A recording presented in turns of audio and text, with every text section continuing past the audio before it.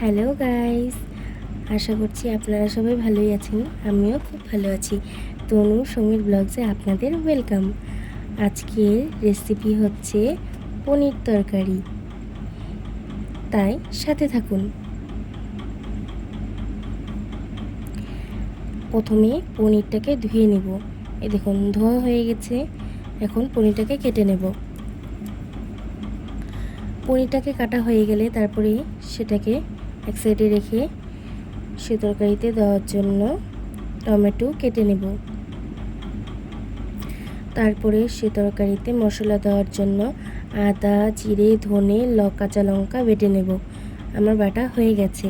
এখন গ্যাস জ্বালিয়ে কড়াই বসিয়ে দেব সেই কেটে রাখা পনিরটাকে ভাজার জন্য। তেল গরম হয়ে গেলে পরে পনিরটাকে দিয়ে দেব কড়াইতে। তেল গরম হয়ে গেছে, পনিরটাকে দিয়ে দিলাম।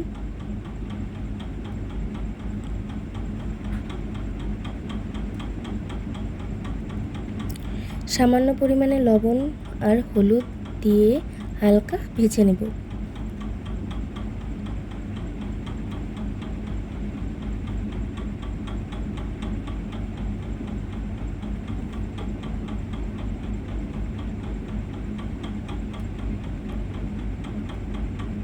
পনিরটা আমার ভাজা হয়ে গেলে আমি তারপরে পনিরটাকে নামিয়ে নেব।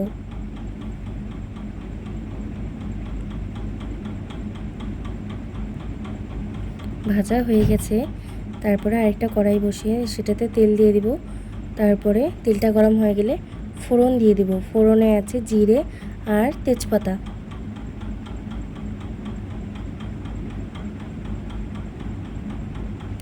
ফোড়নটাকে একটু নাড়াচাড়া করে লাল লাল হয়ে গেলে তারপরে সেই কেটে রাখা টমেটোটাকে দিয়ে দেব।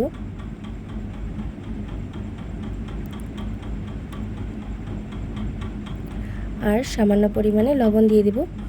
ভাজাও হয়ে যাবে, সেদ্ধও হয়ে যাবে। এই দেখুন এখন নাড়াচাড়া করে নেব।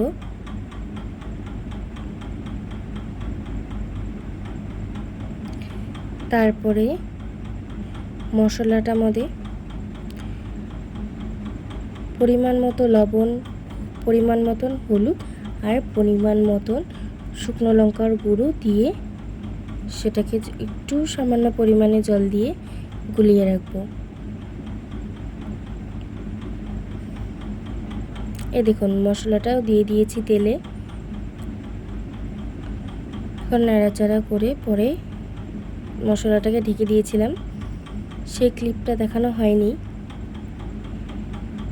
এখন দেখুন কি সুন্দর মশলাটা কষে গেছে, তেলটাও ছেড়ে দিয়েছে মশলা থেকে।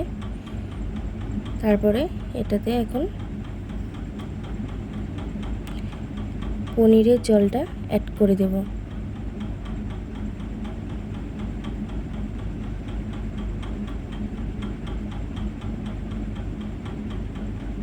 আর একটু সামান্য পরিমাণে জল দেব।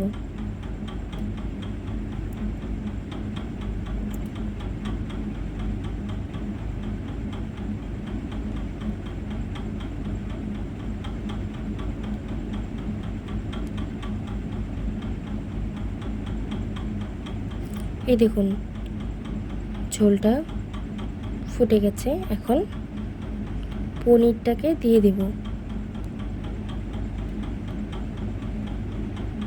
সে ভেজে রাখা পনিরটাকে দিয়ে দিলাম। তারপরে একটু নাড়াচাড়া করে এটাকে 10 কি 15 মিনিট এটাকে রেখে দেব জাল হওয়ার জন্য।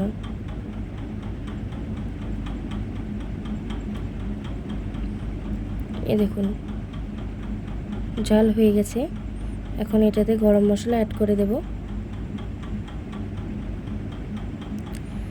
আমার রান্নার রেসিপি যদি আপনাদের ভালো লেগে থাকে তাহলে আমাকে লাইক, কমেন্ট অ্যান্ড শেয়ার করবেন।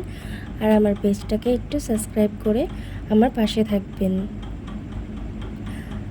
আর আপনারা সুস্থ থাকবেন, ভালো থাকবেন, সবাই সবার পাশে থাকবেন।